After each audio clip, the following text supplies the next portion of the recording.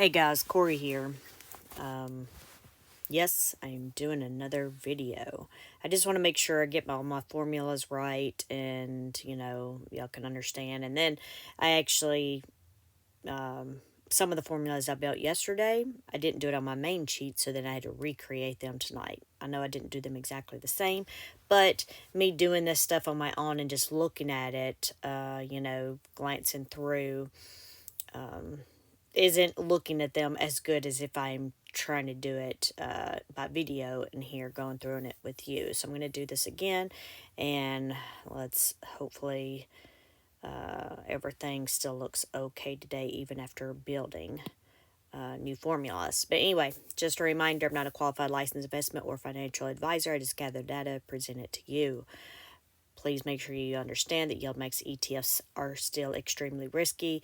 If you want to learn or hear about the new strategy, for those of you that don't know options and stuff a lot, or are new to it or don't know anything about it, Retire on Dividends, he went over the new prospectus on Monday morning, which then you can also go out there and look at your own the prospectus yourself as well, and it gives some examples in there on it, but you'll see some of them in here today also. All right, I've corrected one of the formulas or fixed, recreated whatever one of the formulas I did, and then I did do a small thing on the daily, which I haven't been doing anyway, but just to start build things. And then I can show you what I mean. I did actually put these in alphabetical order today, at least I hope I did. Yeah, there's not a lot here for trade wise, which is good. Okay, because that gives us a little bit more time for the other things. So for those of you that are new, I'll be going through these long alphabetical order, then we'll do the short alphabetical order, and then we'll do YBIT. And then we'll go over the trades that go with them, and then we'll glance at a few things that I changed on the daily. I don't know why, but I spent a lot of time on this workbook today to try to get some things updated. I guess just with all the changes, I want to make sure the workbook doesn't get too far behind. But I know I haven't done a video, but I'm extremely busy working 12 or so hour days, so I really don't have a lot of time for this, which last week I was doing military duty, so I really didn't have time for anything. And then my daughter got married, so that weekend. Anyway, we're going to start here with Abney. I know today I did a video just to follow up because of the day before to show the new bought calls, which you may not have seen, which is fine. At that point, I basically just went through the strike prices and didn't look at the actual prices because we were in the middle of the day. Still having issues with, for some reason, some of the things not coming through Google Finance, so I've hard typed all of those numbers, which sucks because I have to go in to all of the charts or the tickers and look up all the ones that are not pulling through for some reason. Trying to think. Most of you that are if you're watching me, you've probably watched me before, so I don't know that I really need to explain anything. And then hopefully you've watched the video with Retire on Dividends or already know about call spreads here. All right, so we're just going to start here with Abney. There were no trades. We do have two short calls that expire this week. We have the 117 and the 118 strike price. We're currently underneath those strike prices by 2%. Our shares are about equally split there. So if we're looking at upside for our short calls, we're only looking at about 12 cents here.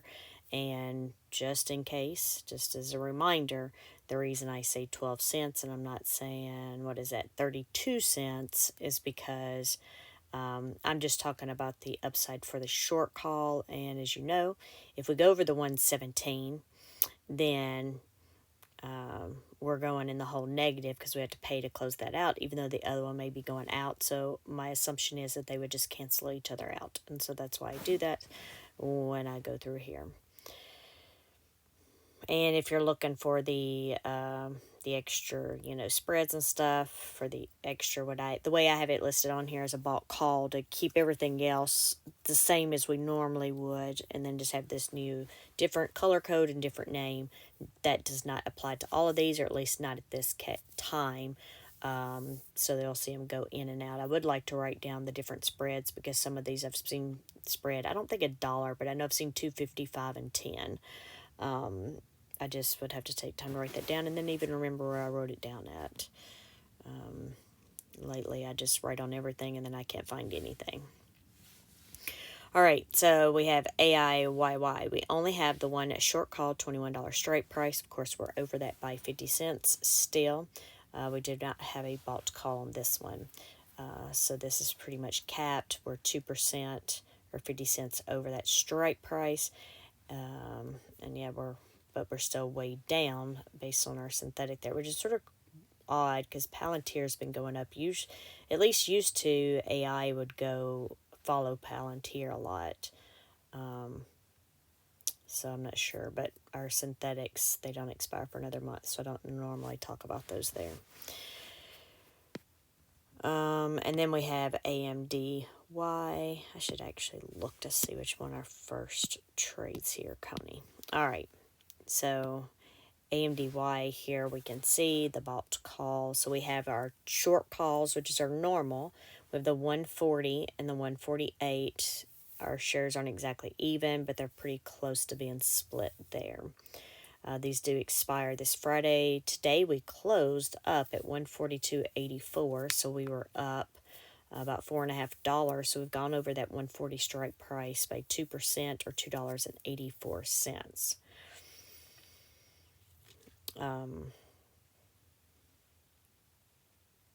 So if we were looking at upside for the short calls, I'm going to say probably not much here, maybe a few cents. Again, these synthetics, though, the market value of the synthetics can still make the stock price go up. And now in this case, we actually have our bought call. And again, you see it's a different color, different name.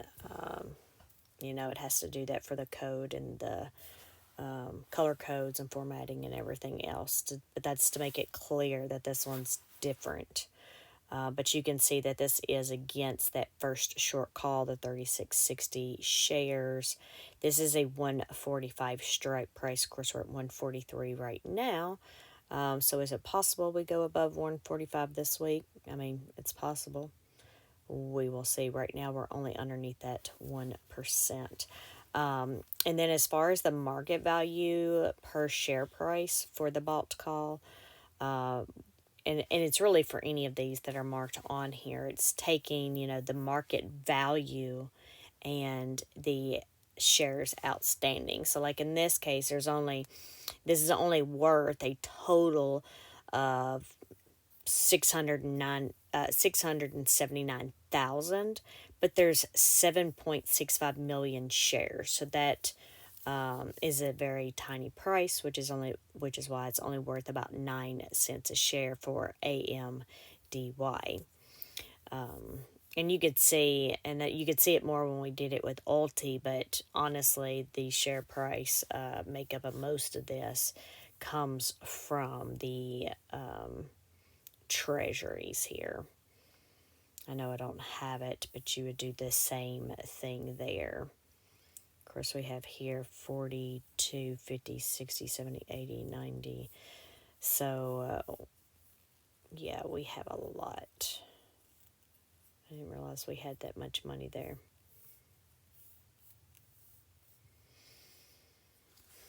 And then, of course, the bottom there is going to be the treasuries and the cash. Not treasury, sorry. The money market and the cash is at the bottom in this case. I know I don't show all of the columns here all the time because I figure it's not really necessary, and I try to make things fit better here on the screen for you to see. Anyway, we're going to move on. I'm sorry, I just keep looking at these numbers thinking there's something else I should mention or talk about that may be new, but I guess not. Anyway, we have AMZ here. We have two short calls, 177.50 and the 180. So we are already over that 177.50 by 1%, or about $2. That is where the majority of our contracts are. We have about 6,700 there. So about, well, more than 2/3 of our contracts are there. So no upside here for the short calls. Still have possible upside for the synthetics. We don't have any bought calls here though. Then we have Apley here. This was, I think, one that I mentioned earlier today when I did a video. This one to me is odd, and I don't know why. And if somebody else knows why, feel free to let me know. But we have a short call that expires this Friday. 222.50 strike price. Okay. Then we have a short call that expires next Friday at a 227.50 strike price. I mean, well, I guess I can see the bought call 227.50. That is the strike price of the maximum strike price we have. Okay. Now I guess I could understand why they would do that. But yeah, okay. I don't think any of the other ones I've seen it particularly like this, where it was the exact same strike price. I don't know. And aptly, I don't know. Maybe it's because that they had that event this week that apparently normally, from what I understand, they normally go down during that event anyway. I don't know. I don't know why. I don't know how they're making, those decisions that are great, for somebody,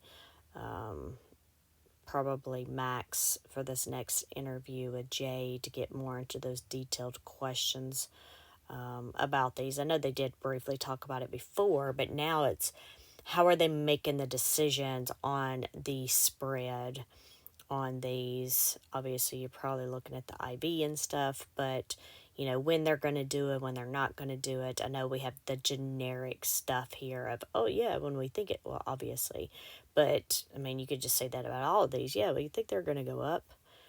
Before it was like Rod said, so now I feel like I'm repeating what he said, but it was, we were just looking for the IV. Now we're actually having to make decisions when to do this other thing and when not to do it, and what the spread should be or should not be, and if we're spending the money. And then we don't even know if this, I doubt this money's going to come out of the distributions. To me, I think it would just be a, hopefully goes towards the tax write-off stuff. But anyway, I'm sorry, I am talking low because I'm mumbling to myself at this point. I apologize. I know I'll have some people say that I'm talking low, so I'll try to speak a little bit louder, and we'll try to get through these because yeah, they're all going to be very similar. So we have Babu here.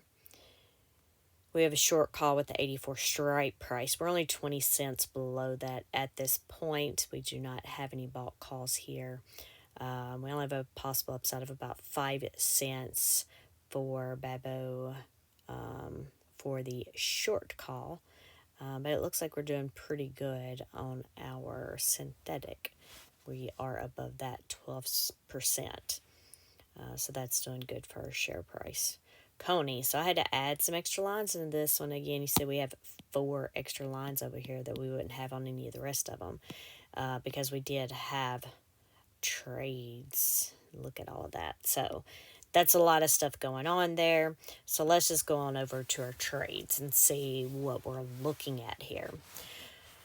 So I do have these, I guess, out of order a little bit. The first 2 lines you can see is where we have an additional 1,100 contracts. So they've added the 1,100 for the synthetic, which is the top 2 trades. And the bottom 2 trades are the 1,100 that go with those. So you can see they did a short call with those 1,100 at the 162.50 strike price. And then they also bought a call at a 172.50 strike price. So if you look, depending on how you want to look at this, but if you want to look at the share price, they received $1.67 a share for the short call, and the call they bought, they paid out only 39 cents. That's actually pretty good considering the ones I was looking at yesterday.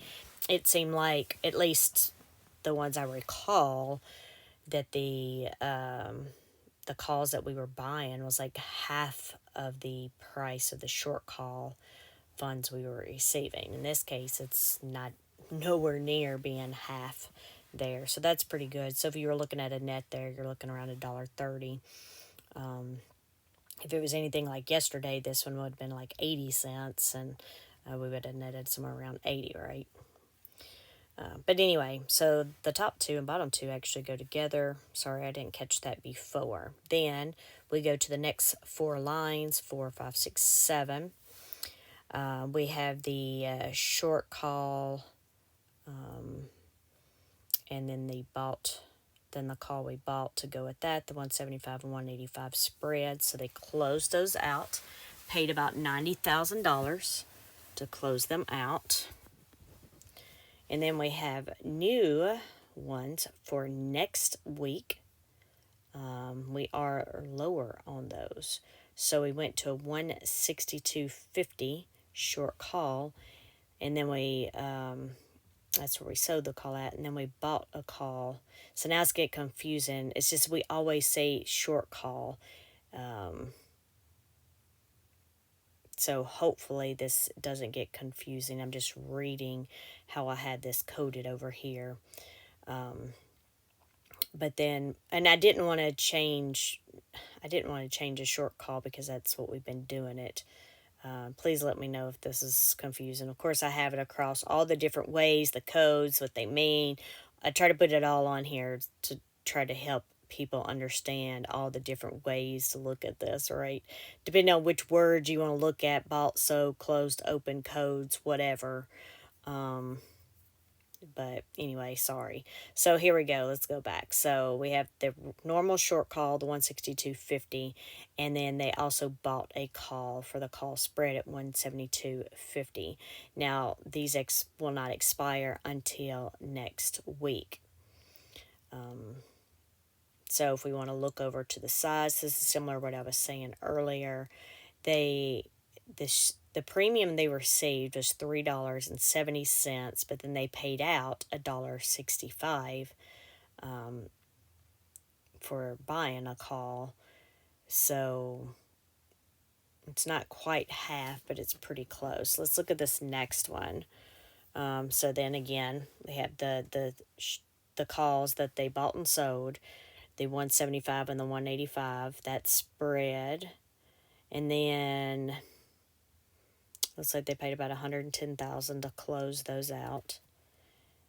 And then these ones, now this next set, they did not do an expiration date for next week. They did it this week's expiration for 160 and 170. And then they paid they received $1.98 for the call that they sold. And then they paid 50 cents, so 25% instead of half. They paid 50 cents for the call that they bought. So lots of stuff going on here. We already talked about the bottom two, how they go with the first two, because those are just where they added contracts, and then the next lines are where they closed and opened. So I know that can get a little confusing. If we go back over here, we can sort of see how those trades line up with these and what happened with those. But if we just look here at the holdings, we can see we have 4 regular short calls, 3 for this week, 1 for next week. And then we have 3 calls that we bought that expired this week and 1 next week. So regular short calls, we have a 160, 162.50, 167.50. And then also 162.50 for next week. We're underneath those strike prices 1, 2, and 5%. The majority of the contracts are at the 160 strike price, 22,000 to be exact. So let's see, if we add the other ones up, we have 6, 11, 12. So not quite half of them there. So I don't know as far as upside on these. Let's see where we're at. So we're already at 158.46. So once we get to that 162.50, now we are already at like half of our contracts and shares there. So we might be able to go up a few cents, 9-10 cents there for the short calls. Now that gets us to 162.50ish. Our bought calls down here don't start till 170, which is above all of our short calls. So I would have to really get up there. Man, this is hard to believe because I just feel like we were just at 256 with Coney. Crazy mess going on here. All right, anyway, let's move on. Dizzo. We have synthetics that expire next week, still under them by 7%. Looks like this only went up. Disney only went up 6 cents today, which I guess is better than going down, right? Of course, it looks like Dizzo did go down 1 cent today. We have the short calls for this week, 90 and 91. We're underneath those 2 and 3%. Our contracts are about split, so we're looking about a 14-cent upside for the short calls. All right. Oh, I didn't look to see. Yeah, I don't know what was after Coney, so let's look real quick. JPMO. All right, so we have Phoebe. We have one short call, 527.50. That doesn't make sense. That says yesterday and today are the exact same close price. That just seems crazy. So let me just double check to make sure there wasn't an error. Well, 504.79 is correct. It does say a zero change. Yeah, they closed at the exact same price both days. That's very interesting. All right. I guess they're waiting on economic data for tomorrow. Anyway, we're underneath that by 4%. Possible upside for the short call of 77 cents. Then we have GDXY short call 38 strike price underneath that 2% or 78 cents. Possible upside for GDXY short call 36 cents. Then we have GUI here. So GUI has a short call with a 150 strike price or underneath that 1%. Possible upside of about 13 cents for that short call. It does look like Alphabet went down a few cents today. GUI went up a cent. But we also have this bought call here with a 152.50 strike price. So we can see this spread's only $2.50. We're currently underneath that 3%. All right, we'll move on to JPMO. So it looks like they closed some out. So let's see what we have. They had short calls expiring this week at 225 and 222.50. So just to let you know, I don't even know what happened, but this thing tanked today. Like, I don't even know. It was down quite a bit. I don't even know why I know that. It was down 5%, and at the end of the day at $11. At one point today, it was down to $200. It got down to $200.61.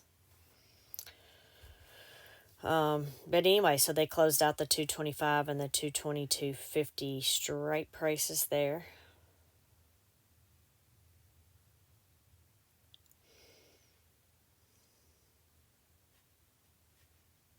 And then assuming that both of those were just regular short calls, it looks like it only cost 2 cents to close those out.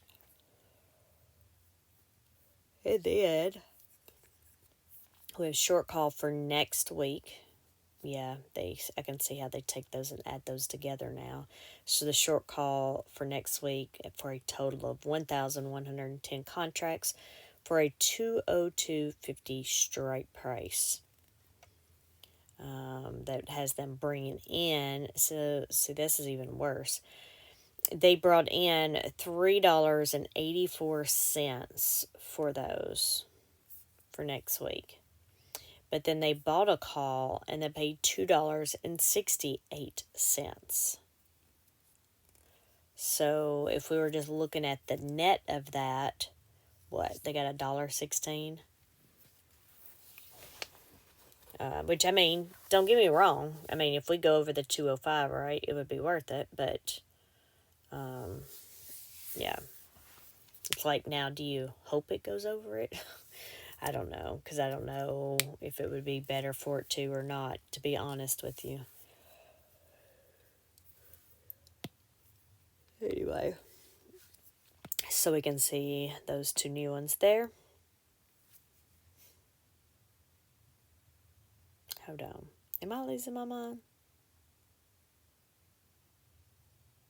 Yeah, so I don't know why that didn't hit me, but the 202.50, we are already above that.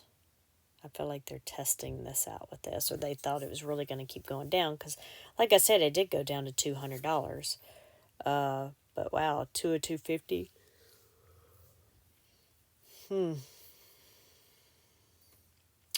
So this will be the first one that we can see, and I actually need to change my difference formula. So now seeing this, so this bulk call, we're actually going above that. But this is reacting like it's a short call here. Because I didn't think about need to change this.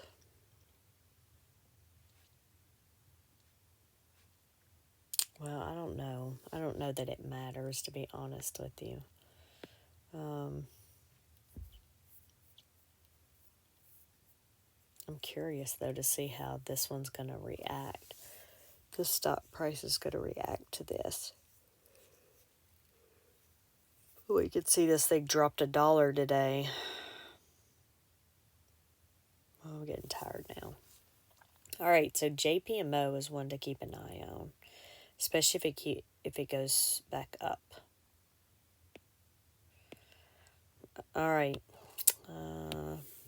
let's see who we had after that. Misty. All right, so we have Murney, short call, $80 strike price. We're underneath that 1%, or about 72 cents. So we're really close to that one. We do not have a bot call for this one. Looks like possible upside here of about 9 cents for the short call. However, keep in mind our synthetic is $80 as well. So right now our synthetic value is only negative 2 cents.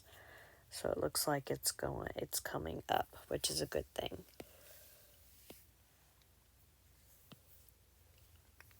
Then we have an MSFO, short call, 420 strike price. We're underneath that 1%. Possible upside here of about 27 cents for MSFO. So let's move on to Misty. We do have some trades. It looks like they added 575 contracts and created, or to the synthetic, sorry, and then created a new short call there with a 133 strike price. Let me just glance at those. Yes, that's exactly what happened. So we have 3 short calls now that expire this week, 131, 132, and 133. This is one we do not have, they have not bought a call on. So we are underneath these strike prices 1, 2, and 3%. As you can see, we closed it at almost 130. The majority of the contracts are at the 132 strike price. Possible upside based on that strike price of about 37 cents for the short calls.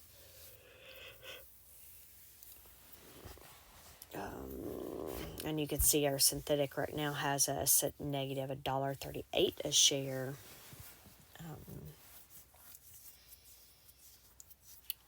for Misty. Of course, we get over that 139. Of course, our short calls wouldn't be good for our short calls, and we don't have a bought call here, so don't know. It's interesting because this is Misty, so I don't know. We'll see. Anyway, so we're going to move on to Nefli here. We have a short call with a $700 strike price. We're under that 4%. Possible upside for the short call of 61 cents. And then NVIDIA. So NVIDIA here, you can see they closed out the rest of the synthetics that were going to expire next week.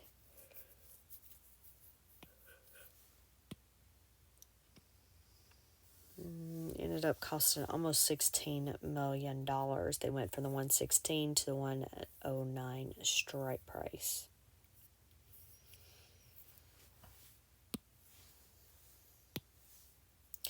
So if we go over here, we can see now we have one synthetic there with the 109, which we are under right now by 1%, but these don't expire for a month. So a short call here that doesn't expire till next week, 113 straight price. We're underneath this 4%. Possible upside for a short call of about 95 cents. We do not have a bought call for this one, or a call spread. The call spread sounds better, I guess, but I don't really know how I want to do that. I just thinking about the words and how I have it on the sheet. So then anyway, we have OARC here. The synthetics expired next week with a $45 strike price. We're currently underneath those 4%. Then we have the short call that expires this week with a $44.50 strike price. We're underneath that 3%, or about $1.21 there. Possible upside for OARC for the short call of about 27 cents. Then we have PayPal or PayPay here. We have the short call of $71 strike price. We're underneath that 3% with a possible upside of about 51 cents a share. Then they also bought a call with a $73 strike price. Currently underneath that 6%. Moving on to Snowy, we have two short calls. 113 and 115 strike prices were underneath those 2 and 4%. Majority of the contracts are at the 115 strike price, so possible upside here of about 65 cents a share for the short calls. Then we have SQUE here. We have the synthetics that expire next week with a $70 strike price, but we're underneath those 12%. This is bringing the stock price down $2.44 a share. And then we have our short call here for this week with a $64 strike price. We're underneath that 4%. Possible upside here for this short call of about 69 cents a share. Again, just possible upside for the short call amount only. Obviously, if we do go up, then our synthetic's going to start trying to come out of the hole, making the price go up even more. But we'll see if that will actually happen this week, because I actually saw SQUE at one point today at $59, or SQUE block. But anyway, they also bought a call here with a $67 strike price, and we're currently under that one by 8%.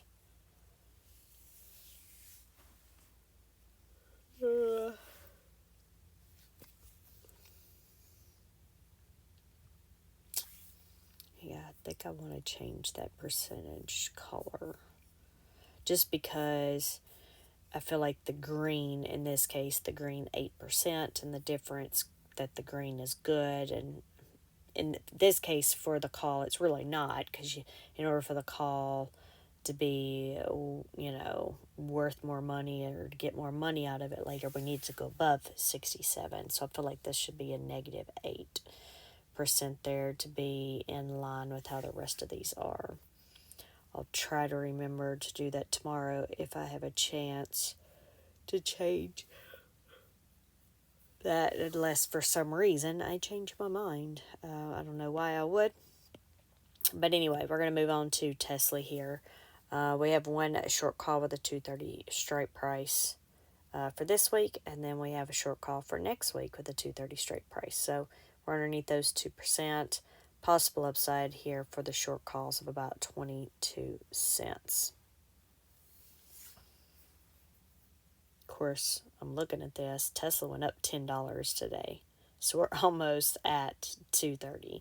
We went from 216 to 226. So we're less than $4 below that strike price. And all of these that are like for next week, that's like a week and a half away. Like it's Tuesday, and these weren't even done today. Anyway, I'm not sure what's going on there with doing these further out now, unless there was an expectation of going down this week. Anyway, let's move on to TSMY. We have two short calls, 167.50 and 170, underneath those strike prices by 3 and 4%. Obviously, we don't have a lot here because we're still looking at the minimum for this account. I don't know.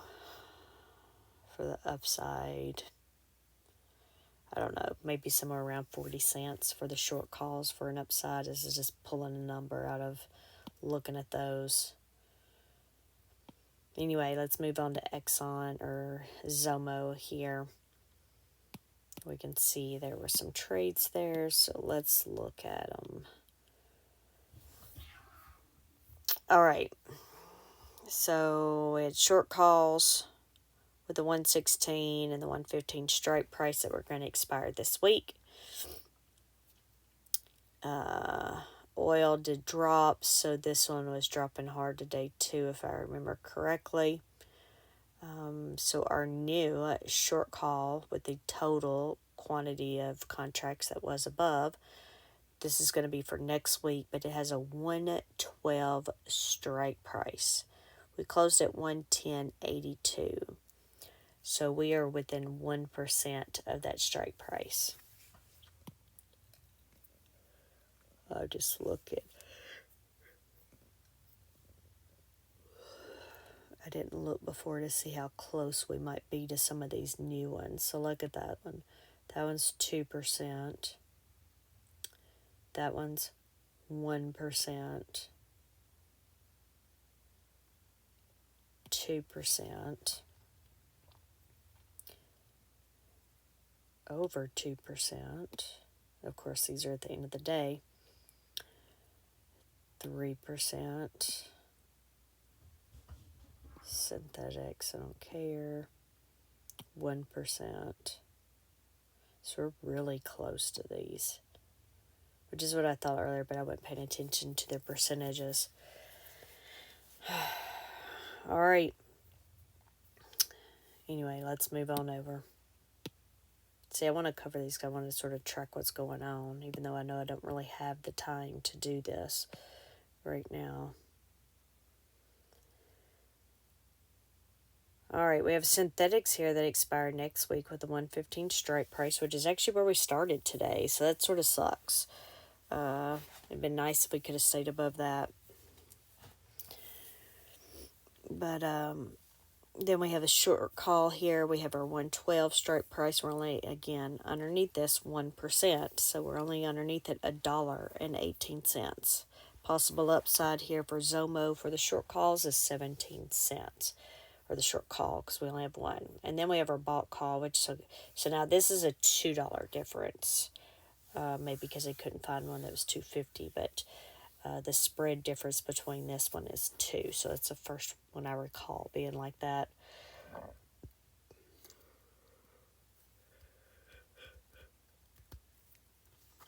But anyway, we have the 114 bulk call there. Underneath that one, 3%.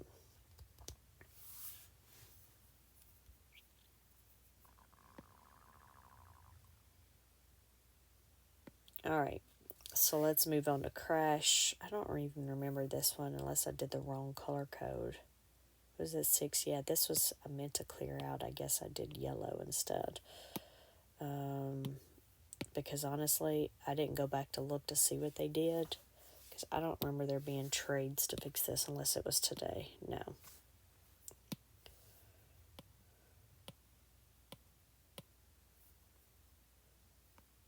No.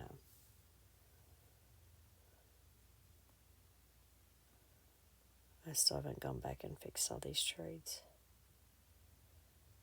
Okay, so they closed these 25, and I remember it was something about 25, or there was something weird.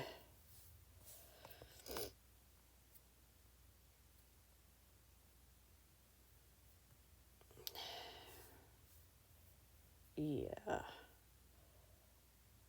This one had 25, then there was an extra 25 here.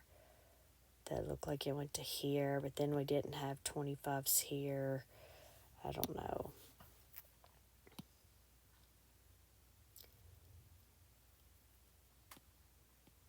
And where we saw crash was here, right? With a bunch of 25s that was supposedly.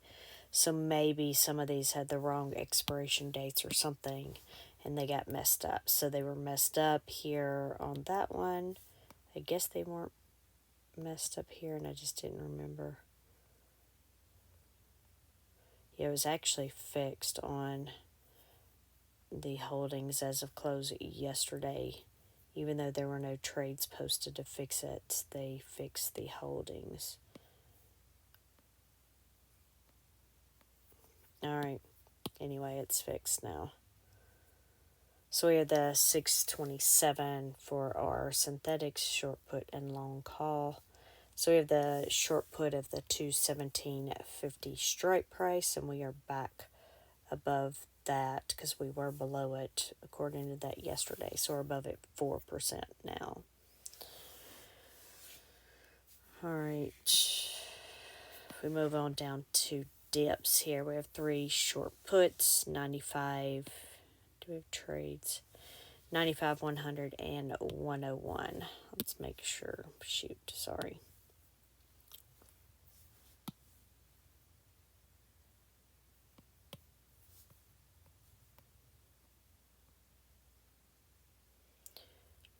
Oh, I was trying to. We had fiat down here. So fiat, they closed the put that was going to expire this week with a 138 strike price, and now it's been moved to next week at the 143 strike price. Sorry for the different color codes. I have a separate formula specifically for those shorts, and since I had to change all my sheets, I never changed that color code. So sorry, I did skip that out of order. But we'll see it down there on the trades in a minute. Or on the holdings. So for dips here, obviously no trades. We had the short puts. Oh, I already said that, didn't I? 95, 100, and 101. So I was ready for fiat. I just needed to scroll down. So we have the 5 short puts, 4 that expired this week, 1 that's next week. Next week's we have 146, 149, 150, and 152. So we are above all of those. We also had the one for next week, which is 143.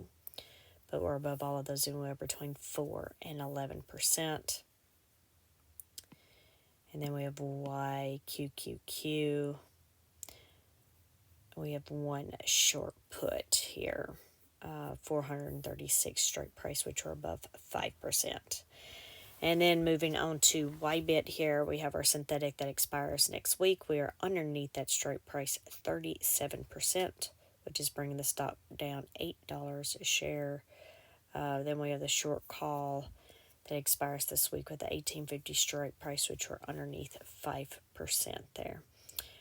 If we could go up to that 1850, which is about 91 cents, YBIT could possibly go up about 64 cents there. Just scrolling down here, we still have the YieldMax, the short call that expires this week with the $81 strike price for Moderna. And that is it. Sorry this video is a little long. Just trying to, work through some of these changes and get the workbook updated some. Anyway, hopefully y'all got something out of this. But I just remembered I was going to show something since I am not going to do this daily roundup. I don't know that I will do it in the morning. I do have a doctor's appointment in the morning. But what I did do was I added a column now for those so we can see which ones actually have bought calls on them. And then the number I brought over was the minimum. I was going to do the max, but that didn't make sense. So to me, the minimum, so we can see the minimum and when it goes over. So that's we talked about before. We've actually gone over on the JPMO one because you can see the maximum strike price we had of the two. We had two short calls. We had a 202.50, so we're already above that. And now we have our bulk call with the 205, and we're actually above that 56 cents. So anyway, I added these columns in there today.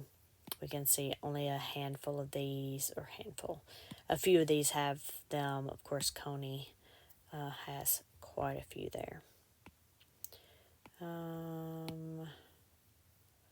I don't know how that on the end's going to work out. I did get this updated with the new trades and stuff. Or not, I'm sorry. The distributions updated. What I haven't done is gone back with the days to recovery on these. I know this one says it's recovered because it is over 100%. But I haven't gone back and looked at the days or anything on them.